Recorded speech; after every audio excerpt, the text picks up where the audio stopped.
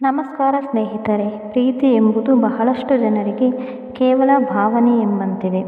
ಆದರೆ ನಿಜವಾದ ಪ್ರೀತಿ ಎಂದರೆ ಅದು ಸತ್ಯ, ಶುದ್ಧ ಮತ್ತು ನಿಷ್ಠೆಯ ಮೆಲುಕು. ಅದು ಯಾವುದೇ ಸ್ವಾರ್ಥವಿಲ್ಲದ ಮನಸ್ಸಿನ ನಿಸ್ವಾರ್ಥ ಸ್ಪಂದನೆ. ನಿಜವಾದ ಪ್ರೀತಿ ಎಂದರೆ ಆತ್ಮೀಯತೆ, ಬದ್ಧತೆ ಮತ್ತು ತ್ಯಾಗ. ನಿಜವಾಗಿಯೂ ಯಾರನ್ನಾದರೂ ಪ್ರೀತಿಸುವುದಾದರೆ ಅವರು ಸಂತೋಷವಾಗಿರಬೇಕೆಂಬುದು ನಮಗೆ ಮುಖ್ಯ.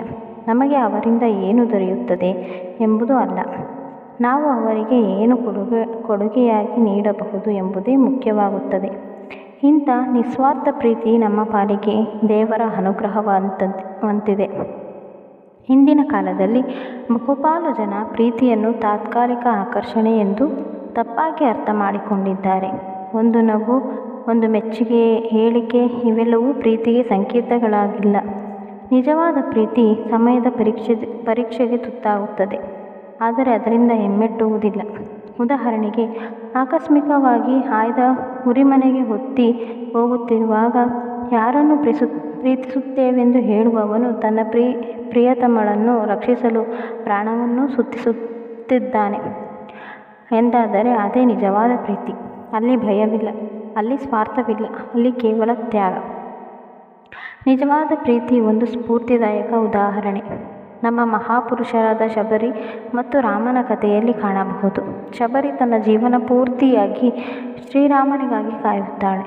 ಅವಳ ನಂಬಿಕೆ, ಭಕ್ತಿ ಮತ್ತು ಪ್ರೀತಿಯ ತೀವ್ರತೆ ಶ್ರೀರಾಮನನ್ನು ಆಕೆಯ ಮನೆಗೆ ಬರಮಾಡಿಸುತ್ತದೆ. ಇಂತಹ ಪ್ರೀತಿ ಎಲ್ಲ ಕಾಲಕ್ಕೂ ಮಾದರಿಯಾಗಿದೆ. ನಿಜವಾದ ಪ್ರೀತಿಯ ಸಂಬಂಧಗಳಲ್ಲಿ ವಿಶ್ವಾಸವೇ ಮೂಲ ಅಡಿಸ್ಥಾನ. ನಂಬಿಕೆ ಇಲ್ಲದ ಪ್ರೀತಿ ಕೇವಲ ಆಕರ್ಷಣೆಯ ಆಟವಾಗುತ್ತದೆ. ನಿಜವಾದ ಪ್ರೀತಿ ಇಬ್ಬರ ಜೀವನವನ್ನು ಬೆಳಗಿಸಲು, ಉತ್ತೇಜಿಸಲು, ಮುನ್ನಡೆಸಲು ಸಹಾಯಕವಾಗಬೇಕು. ಅದು ಸಂಕಷ್ಟಗಳಲ್ಲಿ ಸಹಕಾರಿಯಾಗಬೇಕು ಮತ್ತು ಯಶಸ್ಸಿನಲ್ಲಿ ಸಂತೋಷ ಹಂಚಿಕೊಳ್ಳಬೇಕು. ಸಾಮಾಜಿಕ ಜೀವನದಲ್ಲಿಯೂ ನಿಜವಾದ ಪ್ರೀತಿಗೆ ಮಹತ್ತರ ಸ್ಥಾನವಿದೆ. ಒಬ್ಬರಿಗೆ ನಂಬಿಕೆಯಿಂದ ಪ್ರೀತಿ ಮಾಡಿದರೆ ಸಮಾಜದಲ್ಲೂ ಶಾಂತಿ ಮತ್ತು ಸಹಕಾರ ಬೆಳೆದು ಬರುತ್ತದೆ. ತಾಯಿಯ ಪ್ರೀತಿ, ತಂದೆಯ ಪ್ರೀತಿ, ಸಹೋದರ ಸಹೋದರಿಯರ ಪ್ರೀತಿ, ಮಿತ್ರತ್ವ ಇವೆಲ್ಲವೂ ನಿಜವಾದ ಪ್ರೀತಿಯ ರೂಪಗಳಾಗಿವೆ.